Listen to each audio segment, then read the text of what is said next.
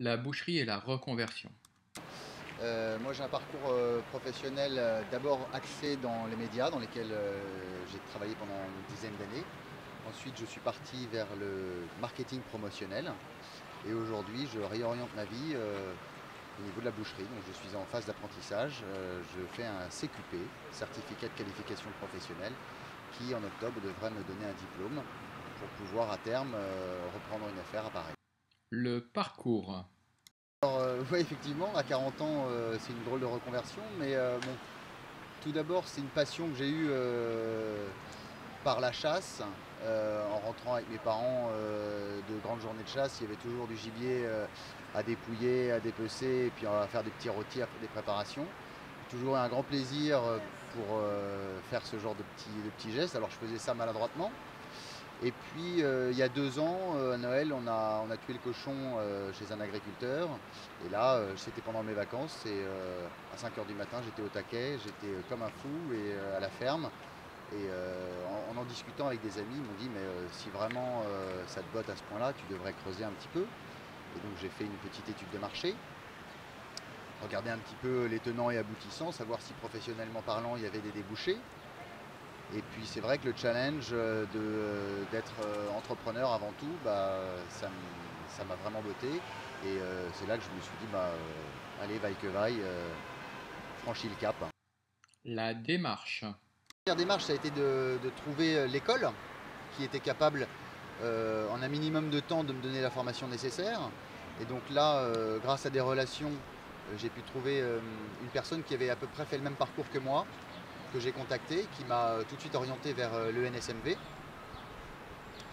Et donc l'ENSMV, école dans laquelle je suis en train de faire mon certificat de qualification professionnelle, me propose en un an de faire l'équivalent d'un diplôme de CAP et qui se passe en alternance. Donc il a fallu aussi en parallèle de ça que je trouve un patron capable de m'accueillir et me donner la formation nécessaire pour que derrière ça suive.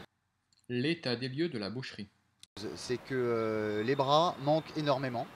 Donc celui qui veut travailler, il peut le faire. Il n'y a aucun problème. On dit toujours que la boucherie, c'est un métier dans lequel il faut faire des heures et des heures et des heures et des heures.